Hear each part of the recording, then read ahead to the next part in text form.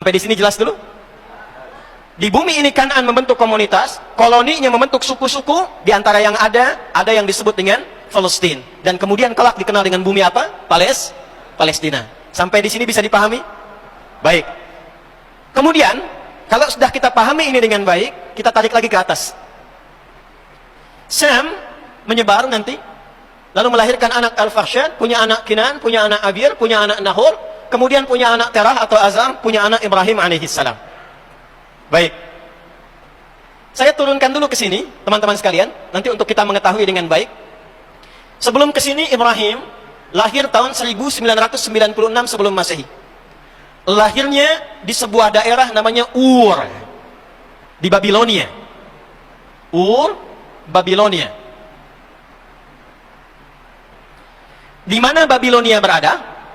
Babilonia itu kalau sekarang di tepian sungai Efrat, bahasa Arabnya Furat. Dulu di wilayah ini ada peradaban yang cukup besar tersambung ke Yunani, disebut dengan Mesopotamia, sekitar 4000 tahun sebelum Masehi. Namanya Mesopotamia. 4000 tahun sebelum Masehi. Ini ada di tepian antara Efrat dan Tigris, ya, Dajlah dan Furat, yang kemudian mengalami penurunan sampai pecahannya di tahun kurang lebih 2000 sebelum Masehi. Itulah yang kemudian pecahannya melahirkan Babilonia.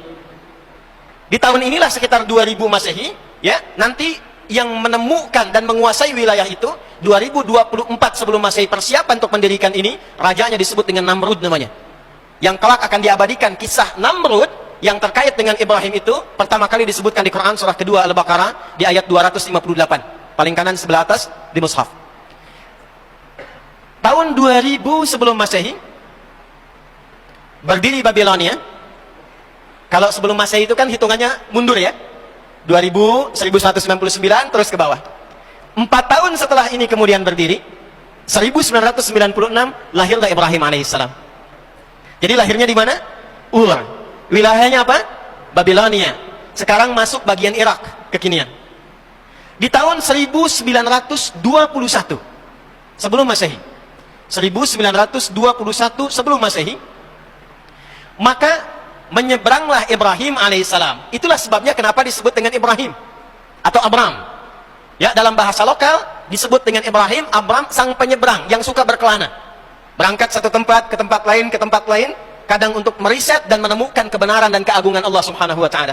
Nanti itu diabadikan di Quran surah Al-An'am sampai ayat ke-76 dan ke-77, sampai menemukan kesimpulan, inni wajjahtu wajhiya lilladzi fataras samawati wal ardh hanifan musliman wa ma ana minal, dan seterusnya ayat. Kembalikan. Maka tempat pertama yang beliau kemudian seberangi dan singgahi, berangkatlah kemudian ke daerah Kan'an ini yang telah dikenal dengan nama bumi Palestina. Jelas? Saya ulangi. Berangkatlah kemudian ke bumi Kan'an ini, daerah Kan'an ini yang dikenal dengan nama bumi apa? Palestina. Itu terjadi tahun 1921 sebelum Masehi. Saya mau tanya pada teman-teman sekalian. Ibrahim lahir tahun 1996 sebelum Masehi.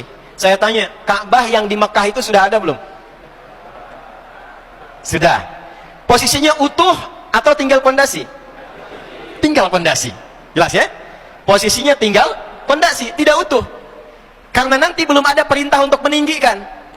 Maka saat beliau kemudian beralih ke sini, ya, karena menemukan ketidakpuasan di wilayah sini dan telah menaklukkan Namrud, dialognya terjadi di Quran surah kedua Al-Baqarah ayat 258, alam tara ilal ladzi hajja Ibrahim fi rabbi, dan seterusnya ayat.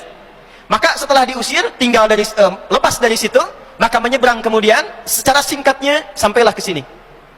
Sampailah ke sini. Dalam kondisi telah menemukan Allah dan mesti beribadah, mesti sholat. Ingat, sholat ibadah yang dilakukan oleh semua nabi untuk menunjukkan kebertuhanannya kepada Allah subhanahu wa ta'ala. Jadi bukan hanya Nabi Muhammad SAW yang sholat, tidak. Semua nabi sholat. Karena sifat pertama seorang yang yakin dengan ketuhanan Allah, itu dibuktikannya mesti lewat sholat. Ya, ini ada di Quran surah ke-20 Taha di ayat ke-14. Innani anallahu la ilaha illa ana fa'budni wa aqimis salata li dzikri. Aku tegaskan kata Allah, ya, innani dari kata inna dan mutakallim i. Inna harfu nasbin wa taukidin tansibul isma wa tarfa'ul khabara mabniyun 'ala al-fath la mahalla lahu min al-i'rab. Paham? Tidak. huruf taukid untuk menegaskan sebuah hukum, informasi yang harus ditanamkan pada hati, jangan sampai goyah. Nasab. Nasab rajulu asahu fil ardi. Seseorang menancapkan tongkatnya di bumi, artinya tegak, tidak goyah. Kata Allah, tegakkan, tegaskan dalam hatimu, tancapkan, jangan goyah. Aku Allah, kata Allah. Tidak ada Tuhan yang layak dipertuhankan kecuali aku. Fa'budni, jika anda telah menemukan Allah, ingin menuhankan Allah, buktikan keberimanan itu, sikap menuhankan Allah itu dengan menyembah Allah. Apa buktinya anda beriman? Apa buktinya Tuhan kita Allah? Mesti ada bukti. Buktinya ibadah. Kita tanya bagaimana cara ibadahnya ya Allah? Maka dijawab, wa aqimis shalah, tunaikan salat. Karena itu semua nabi yang pernah bertugas di bumi itu salat.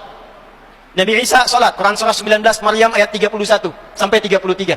Nabi Zakaria salat, bahkan meminta kepada Allah sampai dikaruniai Yahya, itu dalam salatnya. Quran surah ketiga Ali Imran ayat 38 sampai 39. Nabi Ismail alaihissalam salat, Quran surah ke-19 Maryam ayat ke-55. Wa kana ya'muru ahlahu bis salat. Jadi kalau kita urutkan dari Nabi Muhammad sallallahu alaihi wasallam sampai Nabi Adam alaihissalam semua salat. Kiblatnya kemana? Karena yang tadi Ka'bahnya itu dalam kondisi atasnya sudah hancur kena banjir, tinggal pondasi, maka ditetapkanlah kemudian kiblat yang kedua. Ya areanya di mana? Di bumi Palestina ini, di bumi yang disucikan, Al-Ardul Muqaddasah, itulah letaknya yang ada sekarang di area Masjid Al-Aqsa. Di sini ada tempat yang disucikan, daerah yang diberkahi. Disinilah kemudian letak kiblat yang kedua setelah Ka'bah. Saya ulangi, kiblat yang kedua setelah Ka'bah. Yang ini nanti akan dikoneksikan oleh semua nabi dari jalurnya Ibrahim alaihissalam sampai disambungkan ke kiblat yang pertama kali, yaitu Al-Ka'bah Al-Musyarrafah. Jadi nanti kiblatnya ada berapa? Dua. Satu apa?